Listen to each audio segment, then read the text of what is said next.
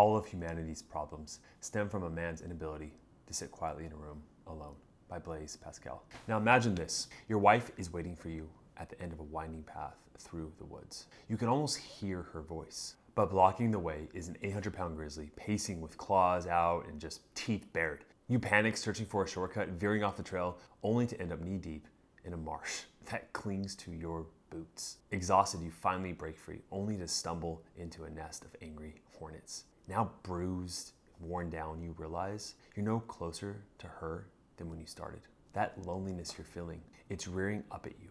Like that grizzly just daring you to run. It looks massive, heavier than anything that you've ever carried. But today, I'm gonna show you why it's actually a gift, and that facing it, no matter how intimidating, is the only way forward to saving your marriage. Your wife wants space. Maybe she said it's over. She mentioned divorce, or simply asked for time apart. Regardless, it hurts. You feel isolated, unheard, and alone. And I'm sorry if you're going through that. Truly, I know the darkness that being alone gives. And it's even worse when that aloneness is so prevalent when she's right there. And most men, when we feel that isolation, there's an instinct inside of us to run away, to distract ourselves, to scroll away on our phone. But like as I said before, this aloneness is a gift. This pain is a great opportunity to heal, grow, and transform yourself into the man that brings her back into your life again. So in this video, you will uncover how being alone unlocks a hidden power, transforming isolation into strength. You'll discover the surprising effect solitude has on confidence and clarity. You'll learn a transformative approach to handling tough emotions, building lasting resilience, and you'll become absolutely magnetic through a simple mindset shift, creating naturally attractive grounded energy. Now this might feel like the darkest moment, and I can truly see why you feel that way. But if you believe my promise of over a decade of experience working with men in similar situations as yours, then I hope a part of you believes me when I say you will look back at this moment and see it as a turning point in becoming who you're meant to be. Now, let's look at how solitude can actually become your secret weapon. It's easy to see solitude as a type of punishment, right? A kind of cold shoulder from the universe. But the truth is, it's an opportunity. I don't speak often in religious terms, but the idea of God giving you your experiences for your own growth has been on top of mind as of late. So whether you believe in him or not, if you just believe in the universe, what helps you is believing that he breaks you down in order to build you up better than before, okay? In the second Superman movie, there's a cinematic moment where Superman turns his place of isolation, the fortress of solitude, into his greatest ally. He's trapped in a desperate showdown with General Zod and his superpowered allies. Superman appears outmatched, but rather than succumb to the power imbalance, he takes a different approach. He lures them into his fortress of solitude, a place that was originally his sanctuary from the whole entire world, a space where he could reflect, recharge, and reconnect with his purpose on Earth. In this familiar setting, Superman takes control of the environment using the technology within the fortress to his advantage. He activates the crystal chamber and in a twist of strategy, reverses the process to remove Zod's powers rather than his own. It's only by leveraging the space of solitude, his earthly home, that Superman gains the upper hand. In this way, that fortress of solitude goes beyond a place of refuge. It becomes a tool that allows him to reclaim his strength, redefine the terms of his battle, and ultimately save those he cares about. So how do you actually use this solitude, this isolation, this loneliness into your advantage? Well, use this time to try new things without judgment. Start with small goals. I mean, focus on yourself. There are so many things that you should be doing with your life that you haven't, that you used to do, that made you feel whole, complete, driven, motivated, disciplined.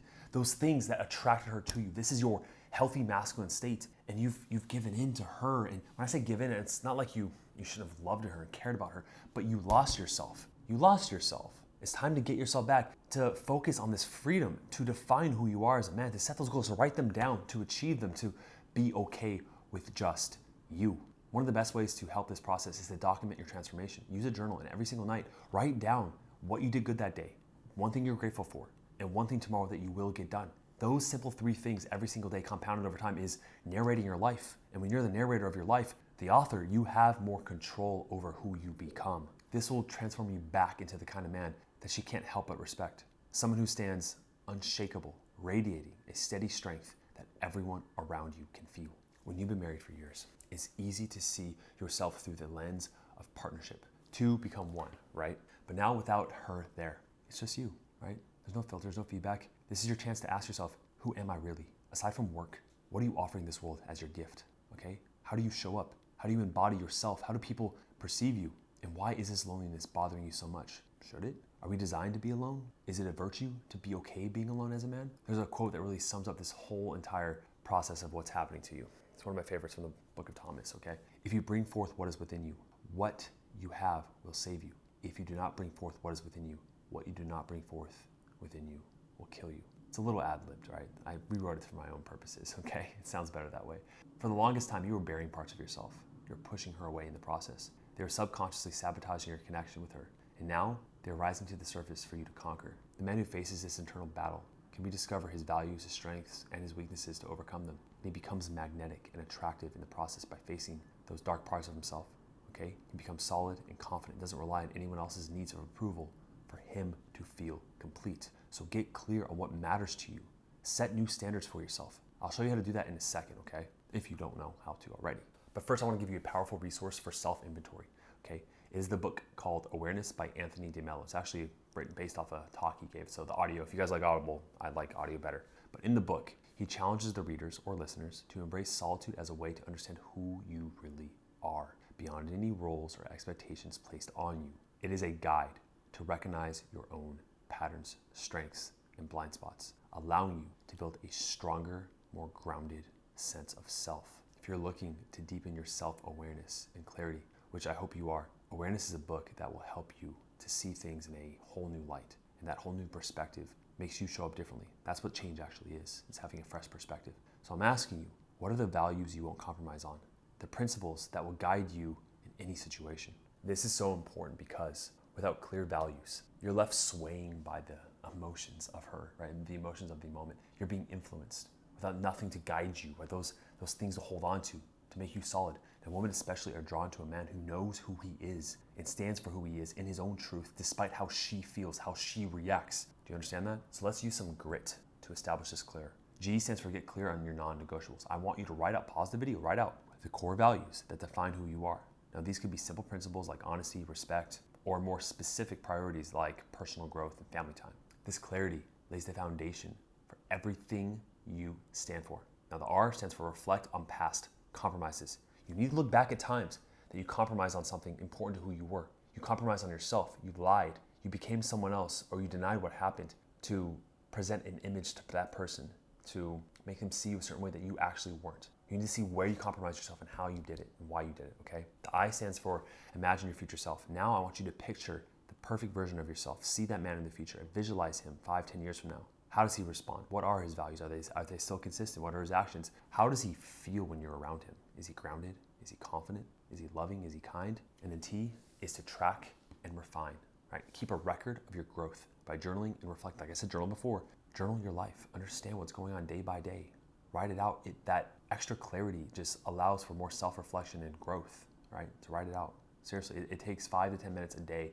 I have a journal by my bedside. I started doing it again. I wasn't doing it for a while, but that process in itself, these 4 steps, the G, R, I, and T, it takes like 30 minutes a day to transform your whole entire life. Now, once you've done this self-inventory, something powerful is going to start to happen. As you build this internal foundation, you're creating a kind of resilience and strength that doesn't crumble under pressure. That leads us right into our next point, okay? Reclaiming emotional resilience. It is the backbone of being able to handle life's ups and downs without letting them knock you off course, okay? Think about it. If you can weather this storm of loneliness, this hurricane of isolation, if you can sit with your feelings instead of escaping them, numbing them, running away, always being busy, you're building a strength that's independent of anyone else. And when you come out on the other side, you'll notice that those small things that used to rattle you, they no longer do. You're not just surviving through hard times, but thriving despite them. If anything is silent power, it's that. And when you approach her from this place of strength and stability, she can't help but feel it. But it does take work. Let me share with you a story about this. In the early morning, mist clung to the trees of Michael's trail that he was walking through, the silence pressing in around him. His wife's words from their last argument still echoed in his mind. I feel like I'm carrying the load for both of us. He brushed it off at first, right? Telling himself it was said in anger. She didn't really mean it. But with each step, her words just gained weight under a sharper truth. Had he been really leaning on her for his own happiness? He stopped to catch his breath, unsettled by the realization that he'd grown reliant on her in ways he hadn't even noticed. For as long as he could remember, every time he was alone, he was thinking of her. Now, Her absence was hitting him harder than he ever imagined. He thought to himself, steady, self-sufficient, yet he could see now that he let his own sense of direction rest on her shoulders. As he climbed, weaving past rocks and branches, he found himself alone with his own thoughts for the first time in years. There was no one else to blame, no distractions, just him and his mind. And then slowly it came, a harsh, real truth that he'd been hiding behind all these rationalizations. Leaning on her strength had become a way to avoid facing his own insecurities. And now with nothing to lean on, he was forced to confront himself. The final stretch of the hike was steep, but in each step, it brought a growing resolve. He didn't want to be the man who needed her, that needed that validation, who needed her opinion, her happiness. He wanted to feel complete on his own. He wanted to be someone that could be grounded, that she could look up to, lean in on, melt into that rock. And reaching that peak, out of breath, he took in that sweeping view. As breathtaking as it was also the shift that he felt deep inside within himself that took his breath away.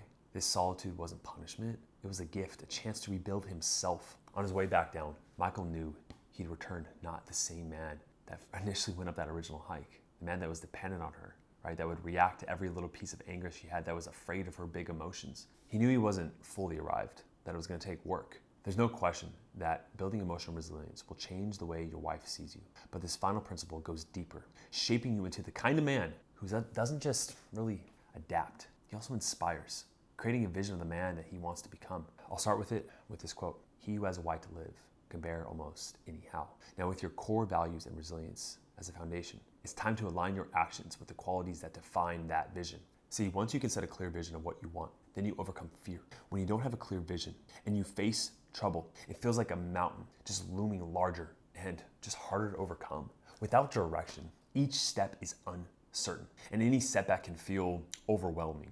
But with a defined vision, that mountain turns into a path with purpose, and each obstacle becomes a part of the journey within, something to climb over rather than blocking out of the way. You're no longer just reacting to what is in front of you. You're moving forward, focused on where you want to go.